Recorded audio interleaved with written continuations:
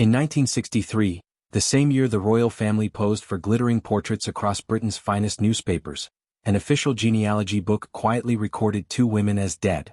Their names, Nerissa and Katherine Bowes-Lyon, first cousins of Queen Elizabeth II herself. There was just one problem. They weren't dead. They were very much alive, locked inside a mental institution just 30 miles from Buckingham Palace, buried under a serial number. And for over 40 years the world had no idea. This is the story the Crown never wanted you to find. To understand this story, you need to go back to a grand Scottish castle called Glamis, ancient home of the Bowes-Lyon family. It was here in the early 1900s that a man named John Bowes-Lyon lived.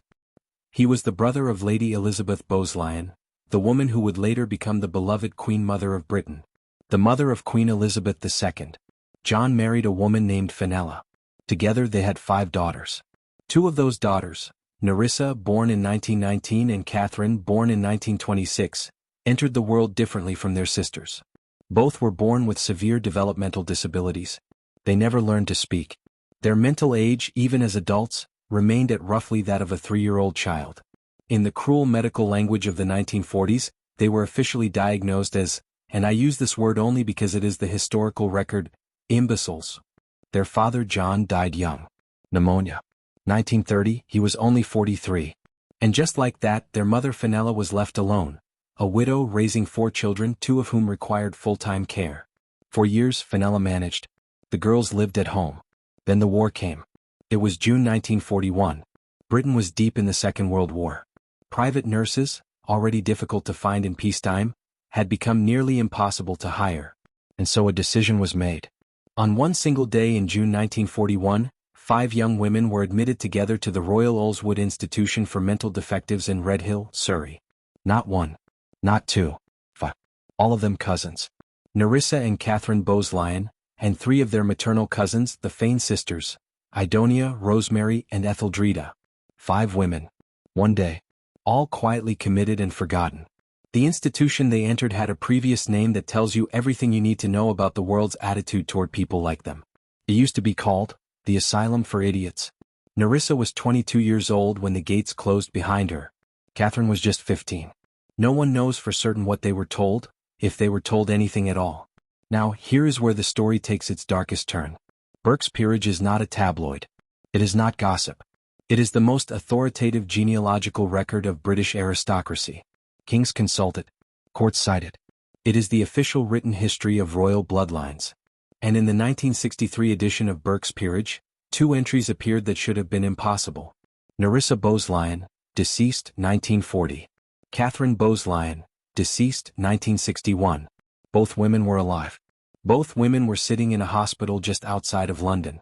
And the most authoritative royal reference book in Britain had just told the world they were dead.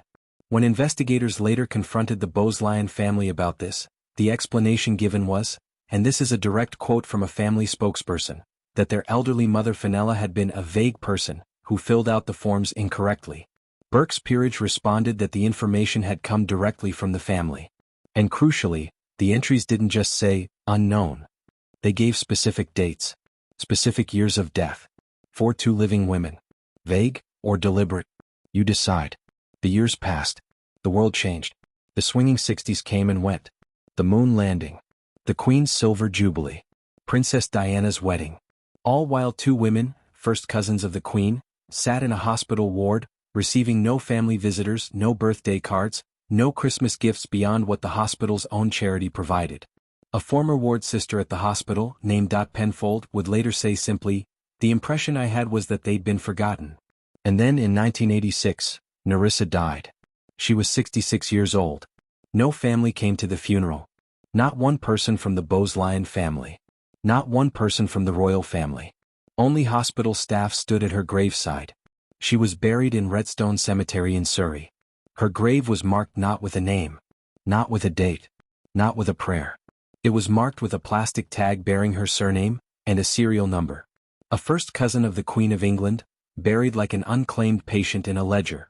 In 1987, 1 year after Nerissa's quiet death, a journalist from the Sun newspaper did something extraordinary. He posed as a relative of Katherine Bowes-Lyon. He walked into the care facility, and he came face to face with a woman the world had been told was dead for 26 years. A photograph of Katherine, elderly, frail and confused, appeared on the front page of The Sun. The headline read, "Queen's cousin locked in madhouse." Britain was outraged. Buckingham Palace responded with a statement that told the British public almost nothing. 6 words. "We have no comment about it at all." Then they added, "It is a matter for the Bowes-Lyon family." The family that had declared these women dead. The family that had allowed a woman to be buried under a serial number. That family. There is one more detail that broke people's hearts.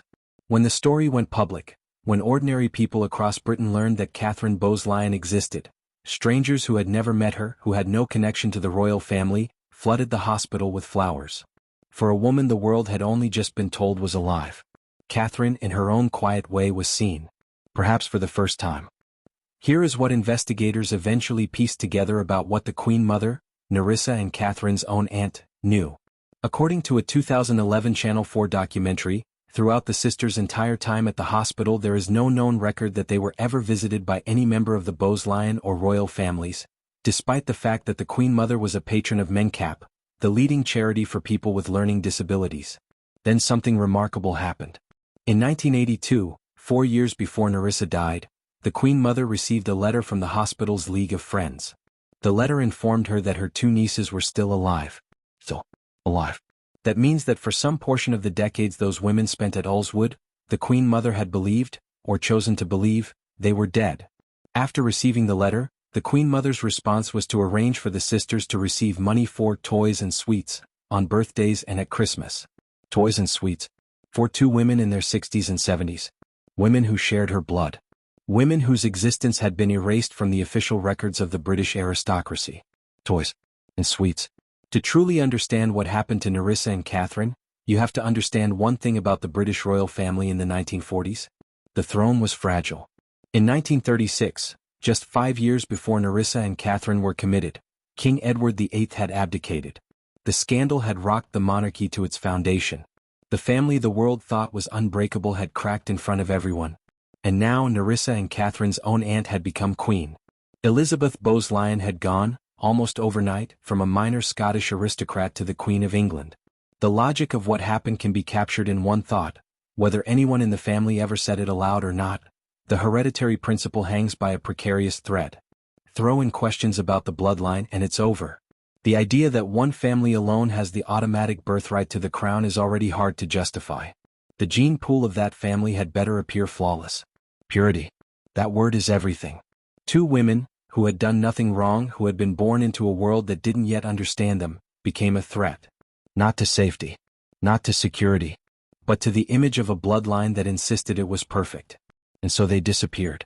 Katherine Bowes-Lyon outlived her sister by 28 years. She was moved from Royal Ulswood when it finally closed in 1997. Then moved again to another care home in Surrey. She lived through the death of Princess Diana. Through the new millennium. Through the Queen's Golden Jubilee. She shared a birthday with Queen Elizabeth II. Katherine Bowes-Lyon died in 2014.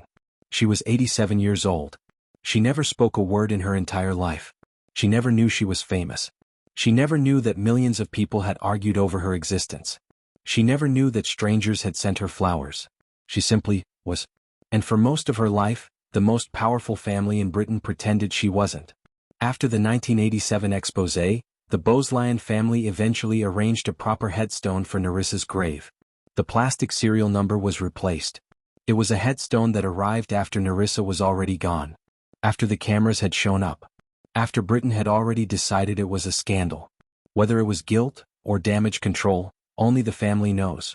History at least remembered their names. Nerissa and Katherine. This story moved you, share it. Because the greatest act against a person's erasure is simply to say their name. To tell their story. To refuse to let them be forgotten again. Subscribe to Throne Unknown. Every story we tell is real. Every throne hides something. And we will keep looking.